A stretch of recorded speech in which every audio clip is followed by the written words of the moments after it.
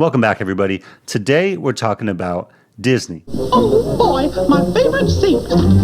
Not so much for investors because over the last 2 years, Disney is down over 50% and still not paying a dividend since they cut it in 2020.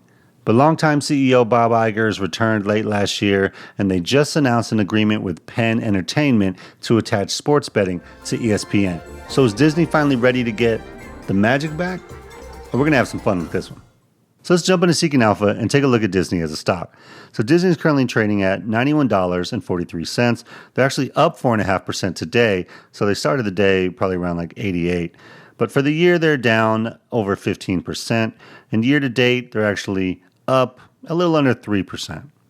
Now, Disney doesn't pay a dividend anymore. They used to, but they cut it in 2020. And if we look at their previous dividend history, we can see that they had paid their dividend for 20 consecutive years up until 2020 when they cut it.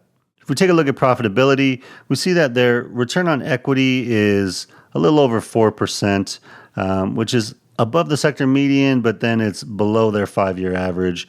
And if we look at net income margin, again, it's a little under 5%, and it's above the sector median, but once again, below their 5-year average. And because of what happened in Disney around 2020, I want to look at these measures on a longer term chart just to see how they compare to the previous history pre-2020. So if I go into charting and I do profitability, net income margin, and where is it? Return on equity.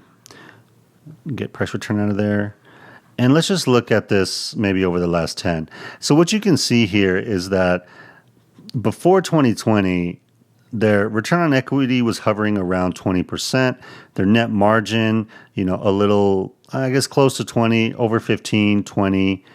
And, at that point in time, those numbers are actually really healthy. And the reason that I wanted to see this is because I can look at what it is now, but I want to get an idea of what it was when the company was doing better. And I know that their business has been changing and morphing over the years, but still, historically, this is maybe what I would expect from a company like Disney to say, hey, this company is doing well and they're profitable.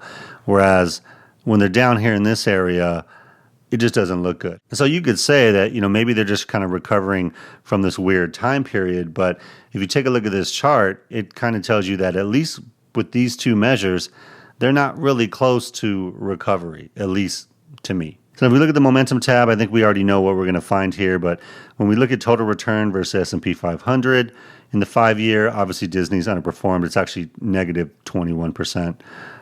In the 10-year, they're positive, but have underperformed quite a bit. And if we just look at the 30, even in the 30, because of where they've been at recently, they're, underperforming by quite a bit. So the crazy thing is that if you would have looked at this chart in 2021, it would have been a very different story with them probably outperforming on every timeline. Now, I know 2021 was a very crazy year in terms of valuations and all kind of stocks went up to crazy levels. But, Disney had been a strong performer for pretty much most of their history before this recent downturn, which has really taken a toll on them. So the question that we're trying to answer is this something that they're turning around? Are they on the way up now, or are they still in the midst of whatever this issue is that's kept them down over the last 2 years? All right, so we have an idea of where they've been as a stock. Let's talk about what's going on in their business. Disney is a business that has one of the widest possible moats that you can have. They own content and intellectual property in some of the most iconic and popular franchises and characters that have ever been created. Not only are they able to create new content and experiences from that intellectual property, but the original works are still timeless classics that people enjoy. I mean, people dressed up like mermaids and went to the movie theater just to go see a live-action remake of The Little Mermaid. So I don't know if that's a statement to how strong Disney's brand is, or maybe just a general indication of where we're at in 2023. We'll never know. What is this idiot babbling about? But Disney's been on a whirlwind ride with their parks business being hit hard in 2020, but the launch of Disney Plus saw a lot of optimism and a good rise in share price over 2020 and 2021. But then in late 2021 and 2022, Disney stock got hammered with a combination of the macro issues of the Fed raising interest rates rapidly that pretty much impacted all stocks. But then Disney also finding out that streaming is pretty hard and that now they're in competition with some of the best and most well-capitalized tech companies in the whole world. In terms of financials, Disney's revenues have increased, but their costs have increased even faster, almost doubling since 2018. Plus, add in the fact that they're smack dab in the middle of a political debate in Florida, which has been a constant in the news cycles and made them a topic of discussion in a country that right now is very polarized. And in general, that makes it tough on a business that has such wide appeal as Disney's does. But they've had some good things happen as well. Bob Iger, the longtime beloved CEO, is back as of the end of 2022. Their park segment has seen increased revenues even though attendance is down because they've been able to increase prices. ESPN is the most popular sports network in the world. The Marvel Cinematic Universe is one of the biggest and most popular franchises in the world. And there's like 25 new Star Wars trilogies that I'll never be able to keep up with. Okay, here we go. Disney just released their Q2 results where they missed on revenues, but they beat on earnings. Some highlights from the press release: revenues grew at 4% for the quarter, but expectations were around 4.8%. Their parks division had double-digit revenue growth at 13%, while the media and entertainment segment shrank by 1%. And while average monthly revenue per paid subscriber is increasing in their streaming product, mostly due to increased advertising revenues, the overall growth of that group is at best stagnant, and in some cases it's decreasing, which is worrisome. Plus, Disney just announced an agreement with Penn Entertainment to create ESPN Bet and add sports betting to ESPN. And I personally love that. I think that's a huge win and a good growth opportunity because sports betting is just getting more and more popular, and attaching it to the biggest and most popular sports media brand is a slam dunk in my opinion. Okay, so clearly Disney has a lot going on. Let's take a look at their valuation. So if we jump into the spreadsheet, we see that we pulled a bunch of information in here. Their return on equity, profit margins, all there. They obviously don't pay a dividend, so all these are going to be zero. Their dilution trend is even. They had a big spike up in shares in 2019, and even though they've been buying back a little bit, it's still pretty flat. Obviously, Disney has a wide moat, and even though if you look at the charts today, they haven't outperformed over 10, 20, or 30 years, it's clear that they had outperformed at a certain point in time before this last downturn. So it's not going to make that much of a difference, but I did put that as yes. Okay, so if we take a look at the buy and hold valuation, we see that after putting in our cash from operations, minusing our capital expenditures, any dividends paid, and stock-based comp, which has been rising, by the way, plus adding in the current total common equity of the company, which I want to talk about here in a second, we get a fair value price per share of $66.49. Now, in terms of the assumptions that I used, this was a little bit tough because the numbers are kind of all over the place. In terms of starting cash flow, I decided to just use the most recent. Part of the challenge is that their adjusted free cash flow numbers are a little bit all over the place, so it's really hard to gauge. In those cases, I would normally use the average, but, I just pick the most recent. I don't know that it's going to make that much of a difference. In terms of growth rate, it was really tough because if you look at the calculated one, it's negative 21% because of the variability of all the cash flows. So that makes it hard. So I'm just using a very conservative 5% growth rate. There's not much method to that other than it's a number. Then my terminal growth rate is 2.5%.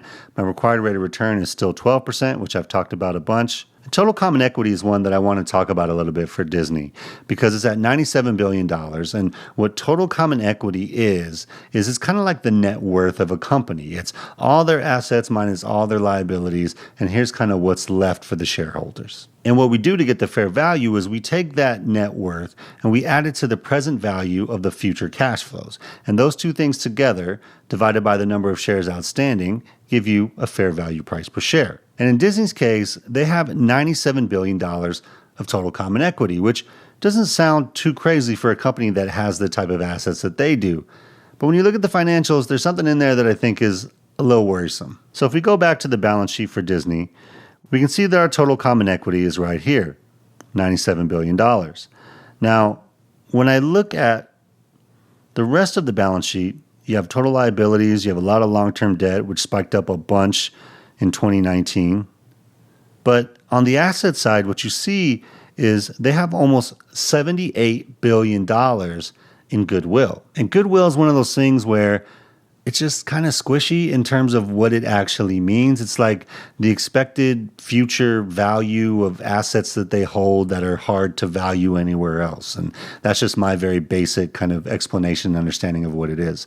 And anytime that I see a company that has a really high number in goodwill, it just kind of scares me a little bit because that's balancing out liabilities on the other side of the balance sheet, like long-term debt, to where it looks like the net worth of the company is higher than maybe it really is. But I will say, I actually hold United Healthcare. United Healthcare has $101 billion in goodwill on their balance sheet as well, which I just think is kind of weird. But they're also a company that brings in $20 billion a year in net income, right? Whereas, Disney's like 2.5, like a tenth of that. So the proportions of how much goodwill they have to how much net income they're generating are just off to me. And don't get me wrong, I started the video talking about how great I think their assets and intellectual property is. I just don't know if it's worth $78 billion on the balance sheet as opposed to the cash flow that it generates. I don't know. And if we go back to the fair value price per share, clearly it's quite a bit below the current price of the stock, and that's at a price that's been down 50% over the last 2 years. So that's a pretty tough valuation in my opinion. Now, if we take a look at the multiples model, this is tough because Disney, I think, is tough to model with a true competitor, right? I have companies in here like Netflix and Warner Brothers Discovery, clearly with the streaming aspect that obviously matches what Disney's trying to do with Disney Plus, and Live Nation's in there because it's more of like, in-person entertainment, concerts and that type of thing, which kind of matches up maybe with parks, but not quite with the streaming. And then again, with Warner Music Group, it's entertainment and publishing and licenses and all that type of stuff, but it's hard to find a true competitor that has all the pieces that Disney has together. So, I don't know how useful this is, but I at least wanted to see what it came up with. And ultimately what it came up with is, Disney's price to cash flow right now is just really high compared to any of the peers that I added here. So their fair value price per share is going to go down even more, which it did, down to $32.52. And while I usually do this with price to cash flow only, because I did that multiples valuation video last week, I've actually started adding price to earnings into my process as well, just because all the stuff that I do right now is related to cash flow, and price to earnings in a multiples valuation is really quick to do. That adds a slightly different dimension to what I've been looking at. I actually took out Warner Brothers Discovery because when I add it, I get an error here from Google Finance and it just messes up everything. So I just took that out and I'm looking at whoever's left. And ultimately, for price to earnings, it looks a little bit better. But being that it skews the fair value so much, what that means to me is that you can do whatever accounting tricks you can to get to a certain earnings multiple, but the cash flow is what you're actually generating for your business. And if you're a business that's high growth and cash flow is not that important and people are just banking on the fact that you're going to keep growing at a crazy rate, then that's fine. But that's a totally different investment thesis than what I'm doing. I want profitable companies who are generating cash and sharing that cash that they're generating with shareholders, either in buybacks or increasing dividends. And so I think this is a good example to see, with earnings, it looks like, hey, maybe the fair value is 103, actually above the current price. But when you look at the actual cash they're generating, it's not even close. So it really just depends on what's important to you and if you think it's important enough that a company actually generates operating cash flow. So if we go back to the overview and take a look at everything, the analyst mean price is, 112. Current price is obviously 91. Our buy and hold evaluation and multiples evaluations that are based on cash flow are well below that. And then the one valuation that's based on earnings is actually kind of in the ballpark of what the analysts expect and where the share price is currently. So it really goes back to your own investment style and strategy and what you think is important when you evaluate a stock. But one of the reasons why I like using cash flow is because it shows me things like this that might get missed if you're just using earnings. So in terms of overall thoughts, Disney is a tough one because if they weren't Disney and they didn't have all these premium assets and intellectual property, I probably wouldn't even be looking at them because where they're at from a fundamentals perspective, all the drama they have surrounding them right now, it's not something I'd be interested in. I probably wouldn't even consider it.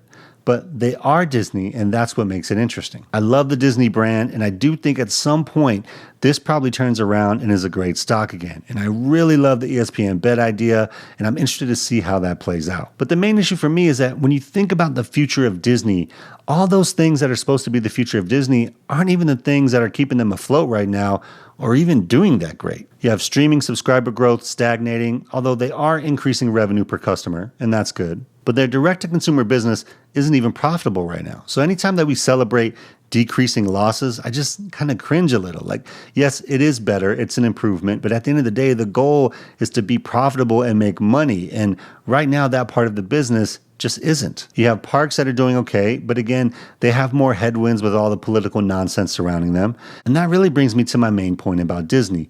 When I invest, I want to feel confident about the company that I'm putting my money into. I want companies that are strong and profitable, have really wide moats, and low drama. And right now, Disney only has one of those things. And yes, they are technically still profitable, but not in the areas of the business that are supposed to drive their future. And that's what worries me. So for me, Disney is not a buy now. There's just too much uncertainty around their business that it outweighs all those amazing assets and IP that they have, at least for me. I would want to see the turnaround actually happening in the financials. Maybe they get to a point to where they're paying a dividend again, but by that point, they're going to be up, maybe 30, 40, 50%. And that's okay. My goal isn't to catch every company on its lowest point. It's to buy growing, profitable companies. And right now, Disney's just not that.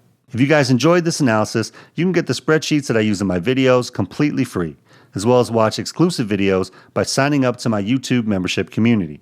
To get access, check the links in the description or the end screen. Hope you guys have a great day out there. Financial independence is true freedom, so keep building and stacking wins, and I'll see you guys in the next one. Peace.